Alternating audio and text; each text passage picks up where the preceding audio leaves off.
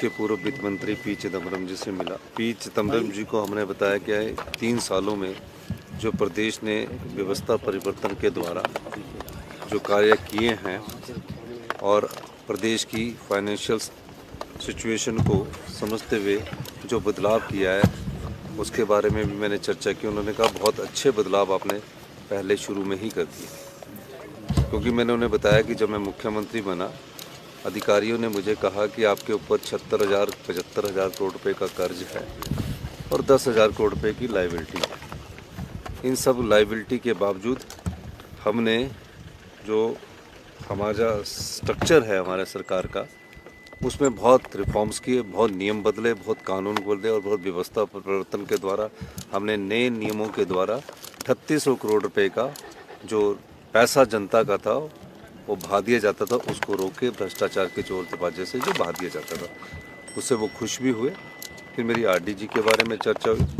उन्होंने कहा कि आरडीजी संविधान के आर्टिकल द्वारा दिया गया एक अधिकार है और इसमें हिल स्टेट और छोटे स्टेटों का मैं भी वित्त मंत्री रहा हूँ, हमेशा ख्याल रखा जाता रहा है और उन बड़े राज्यों का भी ख्याल रखा जाता है जिनका इनकम और एक्सपेंडिचर का जो घाटा होता है उनका भी ख्याल रखा जाता है। ये बड़े हैरानी की बात है कि आरडीजी जो संविधान के अधिकार द्वारा दी गई है उसे 17 राज्यों के नाम पर बंद कर दिया गया। ये प्रदेश तो आत्मनिर्भर बनने की दिशा में बढ़ चुका है। उसका इससे बड़ा उदाहरण क्या होगा कि आपके समय 5 वर्ष जब आप मुख्यमंत्री रहे 54,200 कुछ करोड़ रुपया आरडीजी आई। हमारे 3 वर्षों में 11 दिसंबर 2023 को जब मैंने मुख्यमंत्री की पद की शपथ ली तो 17,000 करोड़ रुपए की आरडीजी आई। तो आरडीजी जब 17,000 करोड़ की आई और हम सब प्रकार से व्यवस्था परिवर्तन के द्वारा आत्मनिर्भर हिमाचल की दिशा में आगे बढ़े हैं, तभी हमारा हौसला है ना। हमें तो आरडीजी पहले ही कमा रही है, पर उन्होंने जो 54,000 करोड़ रुपए की आरडीजी आई तो कहाँ फजूल खर्ची की। यही है फजूल खर्ची का। हमने तो उन सब खर्चों को और खर्चे के अलावा, खर्चे तो बहुत छोटा पार्ट होता है, लेकिन जो भ्रष्टाचार के चोर दरवाजों के द्वारा जो चीज़ 10 रुपए की होती है वो 50 रुपए की चली जाती, मैंने उस चीज़ को रोका और 3800 करोड़ रुपए का राजस्व कमाया। ये मैं उनको कहना चाहता हूँ। प्रदेश आत्मनिर्भर भी बनेगा और मैं ये भी कहना चाहता हूँ कि हमारी सरकार किसी भी नौकरी जो है उन पोस्टों को ख़त्म नहीं करेगी और आने वाले समय में युवाओं को रोजगार के अवसर जो 54,000 करोड़ आरडीजी लेते थे उनसे ज़्यादा इन 5 सालों में हम अर्जित करेंगे। और मैं एक बात और कहना चाहता हूँ, मैं जानता हूँ कि हिमाचल प्रदेश को आत्मनिर्भर बनाने के लिए हमें कौन कौन से कदम उठाने हैं, उन कदमों को उठा रहे हैं। और आपको मैं बताऊँ, हमने पीछे जो कदम उठाए वो आम जनता के को ठेस पहुँचाने वाले कदम नहीं उठाए थे। सिर्फ उन लोगों को जरूर ठेस पहुँची होगी जो लोग सरकार को खजाने को लूटते हैं और सरकार के खजाने से ज़्यादा लाभ कमाने की कोशिश करते हैं। वो ज़्यादा विरोधी मेरे हो सकते हैं। वो विपक्ष के नेता है, पूर्व मुख्यमंत्री, हमारे लिए वो भी आदरणीय है। हमें क्यों झूठ बोलना था, पहली तो बात है। झूठ तो आपने बोला, आप देहरा में गए, वहाँ कहा कि मुझे कोई चिट्ठी प्राप्त नहीं हुई। अगले दिन आकर आपने क्या बोला कि मुझे वित्त सचिव की तरफ से चिट्ठी प्राप्त की हुई। आपकी मीडिया चैनल में चला ना, मैं तो उसमें देखा। और उसके बाद बोला, वित्त सचिव के बाद बोला कि ये चिट्ठी देने की क्या बात थी, आप मुझे वैसे बुला लेते। जब प्लानिंग की मीटिंग में आपके सारे विधायकों को बोला मैंने कि आपने कल बैठक में आना है, ये हिमाचल हित की बात है, हिमाचल हित में आपको आना चाहिए। कि मुझ पर दोषारोपण करने की जगह आप केंद्र में अपने देश के प्रधानमंत्री से मिलने जाइए, क्योंकि हमारे साथ तो वो जाना नहीं चाहते मुझे लगता है। आप खुद जाइए, सभी एमएलओ को लेके जाइए और हिमाचल का जो अधिकार है जो छीना गया है, हर साल 10,000 करोड़ रुपए का, 8 से 10,000 करोड़ रुपए का जो नुकसान प्रदेश को होगा 2026 से लेकर 31 तक 10-10 हज़ार करोड़ रुपए का नुकसान होगा, वो प्रदेश की आर्थिकी में कहीं ना कहीं कमी लाएगा। डॉक्टर बिंदल जी को मैं कहना चाहता हूँ कि हमारे जो भी लगाए हैं उनसे आधे ही लगे हैं हमारी सरकार में, वो कंट्रीब्यूट कर रहे हैं। अपने समय के भूल गए वो सब जो भी हमने लगाते हैं उसको समझदारी से लगाते हैं, किसी एमएलए को नहीं लगाया। और इन चीज़ों से हमें वो कुछ नया चीज़ लेकर ढूंढ कर आते हैं। आप हम पर आरोप मत लगाओ। जो 54,000 फजूल खर्ची आपने की, जिसमें आपने जनमंच किया, जिसमें अफसरों को विजित किया जाता, करोड़ों रुपए के आपने खाना खिला दिया। 3 गुना रकम कम मिली आरडीजी की केंद्र सरकार से। आरडीजी एक अधिकार है, सेंटर और स्टेट के जो टैक्सेस कलेक्ट होते हैं उसका डिस्ट्रीब्यूशन है, यानी कि राज्य से, हिमाचल प्रदेश से जो टैक्स कलेक्ट होगा उसका 41% वो आरडीजी के रूप में सभी राज्यों का उसमें देते हैं। आपको 54,000 करोड़ मिले, हमको 17,000 करोड़ मिले, फिर भी आपने सरकारी कर्मचारियों का एरियर नहीं दिया, 6th पे कमीशन का एरियर नहीं दिया। और जो 75,000 करोड़ का कर्ज था, अगर उस कर्ज में वो 20,000 करोड़ रुपया कम कर देते तो आज हमें कर्ज चुकाने के लिए कर्ज ना लेना पड़ता। हम तो वो भी कर रहे हैं, हम सिर्फ अब 10,000 करोड़ लोन ले रहे हैं और वापस कितना कर रहे हैं, 13,000 करोड़ रुपया, वो भी बजट से कर रहे हैं। प्रदेश में व्यवस्था परिवर्तन के द्वारा नीतिगत बदलाव किया गया है। हिमाचल प्रदेश आत्मनिर्भर की दिशा में आगे बढ़ेगा। मुझे कोसने की बजाय आप प्रदेश के हित के लिए दिल्ली में जाकर मिलिए और अनुरोध कीजिए कि आरडीजी सरकार को मिलनी चाहिए। और हम तो बगैर आरडीजी के भी चला ही रहे हैं ना सरकार, इतना 17,000 में क्या है। तो इसलिए इन लोगों को सोचने की जरूरत है। ये कड़े फैसले मैंने जनवरी में से ही लेने शुरू कर दिए थे, जनवरी 2023 से। उसी समय आपने मेरा बयान सुना होगा कि प्रदेश की आर्थिक हालत ऐसी है कि हम श्रीलंका की तरह होने जा रहे हैं। सुना होगा आपने, निकालना उस बयान को। उसी समय से मैंने कड़े फैसले लिए और आज मुझे खुशी है कि 17,000 करोड़ की आरडी 34,000 करोड़ रुपया और 50,000 करोड़ रुपया। 16,000 करोड़ कौन सा है, जो जीएसटी कंपनसेशन के रूप में हमको आता रहा। यानी कि जीएसटी के रूप में पहले सरकार को जब हम वैट लगाते थे, एक्साइज ड्यूटी लगाते थे और जीएसटी इस देश में लागू नहीं था, तो हमें कितना आता था, 4 से 5,000 करोड़ आता था।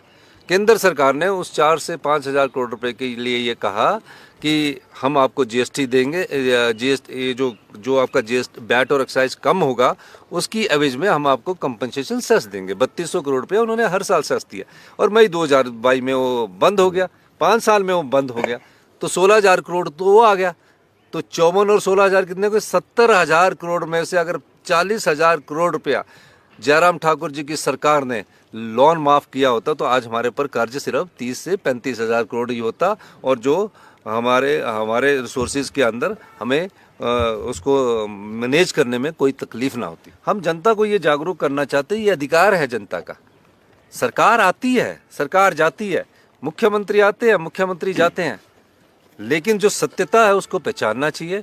रोज मेरे खिलाफ प्रेस कॉन्फ्रेंस करके और सोशल मीडिया में अपनी टीम ला के मुझे गाली देने से नहीं होगा हित। प्रदेश का हित तो तब होगा जब आप दिल्ली में जाके देश के प्रधानमंत्री से सभी संसदों को लेकर मिलेंगे और कहेंगे कि ये छोटे प्रदेशों का अधिकार है, संविधान द्वारा दिया गया अधिकार है और इसको ख़त्म करना प्रदेश के हित में नहीं है। जो 1952 से मिलता आ रहा था, 1952 में स्टेट स्पेसिफिक ग्रांट मिलती आ रही थी, स्टेट स्पेसिफिक ग्रांट मिलती आ रही थी और 72 साल बाद उसको खत्म करना अच्छी बात नहीं। तो उनसे पूछना चाहिए कि 17,000 करोड़ रुपए वाली तैयारी होती है और जिन्होंने 70,000 करोड़ पिछले 5 सालों में फजूल खर्ची हुई थी वो तैयारी होती है। और आपको एक और बताऊं, हमने 17,000 करोड़ में 70 साल से ऊपर वालों का सारा एरियर दे दिया।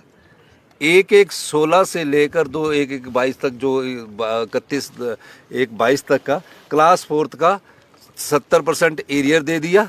तो ये तैयारी नहीं है और क्या है ये? मैंने तो 1 जनवरी 2023 से ही तैयारी की। उस समय मैंने कहा था कि प्रदेश के श्रीलंका जैसे हालत होंगे क्योंकि श्रीलंका की आर्थिक स्थिति इतनी कमज़ोर थी, लेकिन मैंने उससे उभारा और आज मुझे खुशी है कि जिनको 70,000 करोड़ है उन मुख्यमंत्री को उनसे पूछना चाहिए कि आपने कहाँ कहाँ फजूल खर्ची की है। ये तो कागजों में है ना, सत्य है ना जी, कहाँ का खर्ची किया। और हमसे ये पूछना चाहिए कि आपने इस प्रदेश को, अर्थव्यवस्था को कैसे मजबूत किया और कैसे आत्मनिर्भर हिमाचल की दिशा में आगे बढ़ा। इकोलॉजी के रूप में हम 90,000 करोड़ का हर साल कंट्रीब्यूट करते हैं। Indian institute of forest management ने इसका आंकलन किया, हमने आंकलन करवाया, लेकिन वो आने वाले समय में आपको और कुछ चीज़ें भी हम आपको बताएंगे। और प्रदेश आत्मनिर्भरता की रास्ते पर चल पड़ा है और निश्चित रूप से ये सभी मुख्यमंत्री को पता है कि आरडीजी जब आय और व्यय के बीच के गैप को पढ़ने के लिए थी, हमने उस गैप को भी पूरा किया। खर्चों में तो ऑलरेडी कटौती हो चुकी है, ये जो आप चलता है, ये जैसे कोई 15 साल पुरानी गाड़ी हो जाती है ना, तो उसको बदला जाता है। तो इसलिए जब नई गाड़ियाँ आती है तो कई बार देखता हूँ सोशल मीडिया में गाड़ी चल रही है, अपने खर्चों में कटौती ऑलरेडी हो चुकी है। बताओ कैसे हुई, मैं बता देता हूँ 2-3 उदाहरण। पहले एमएलए को कमरा हिमाचल भवन हिमाचल सदन में 100 रुपये का मिलता था, अब कितना में मिलता है? सबको बराबर कर दिया। कब किया मैंने? जब पहले ही 2 महीने में कर दिया मुख्यमंत्री बनने के बाद। फ्री सबको मिलता था, बिजली एमएलए मंत्रियों को सबको फ्री मिलती थी। अब मैंने क्या किया कि इनको कोई सब्सिडी नहीं मिलेगी, सबको 300 यूनिट से बराबर, जो ज़्यादा फायदा करेगा उसको कमर्शियल में मिलेगी। बड़े बड़े होटलों को आपने फ्री सब्सिडी दी थी, हमने उस फ्री सब्सिडी को बंद कर दिया। खर्चे तो हमने कम कर दिए। ये जो रूटीन के खर्चे होते हैं ये सरकार के नित खर्चे होते हैं। जो खर्चे बंद करके ज़्यादा रेवेन्यू आए और ज़्यादा पैसा ट्रेजरी में है, उसको कहते हैं फिस्कल डिसिप्लिन। उस फिस्कल डिसिप्लिन को हमने किया है और 3800 करोड़ रुपया 3 साल में कमाया, 1 साल में नहीं। एक उदाहरण के लिए, भारतीय जनता पार्टी ने शराब के ठेकों से रिन्यू करने से 4 साल में, जब उनकी सरकार थी, 160 करोड़ कमाया। हमने 1 साल में ऑक्शन करके 460 करोड़ रुपया कमाया। वाइल्ड फ्लावर हॉल से उन्होंने इतने सालों से पैसा नहीं लिया, हमने 401 करोड़ रुपया लिया। JSW से हमने 18% रॉयल्टी ली और कई चीज़ों से हमने खर्चे कम किए। और देखिए, एडमिनिस्ट्रेशन में जितने ज़्यादा आप रिफॉर्म्स करेंगे और उन रिफॉर्म्स के द्वारा आम जनता को प्रभाव ना पड़े, इस तरह के रिफॉर्म्स पहली बार हिमाचल प्रदेश के इतिहास में किए गए। तो जितना डेवलपमेंट में हम सिस्टमेटिक ढंग से खर्च कर रहे हैं, जितनी बिल्डिंगें बन रही है, उनके समय 20% अबव पर बनती थी। अब जो बिल्डिंग 100 करोड़ की थी, 20 करोड़ की बनती थी, तो हमने उसको भी कम किया ना। तो कितनी बिल्डिंगें बनती है तो कितने होंगे? उनकी तरह 1000 करोड़ की बिल्डिंगें, 1000 करोड़ रुपए की बिल्डिंगें खाली पड़ी हुई किस काम की थी? हम शिक्षा संस्थान बना रहे हैं, हम जो पैसा अच्छा आ रहा है, हर मेडिकल कॉलेज में हाई एंड मेडिकल टेक्नोलॉजी ला रहे हैं, जो एम्स के द्वारा की दी गई है। देश के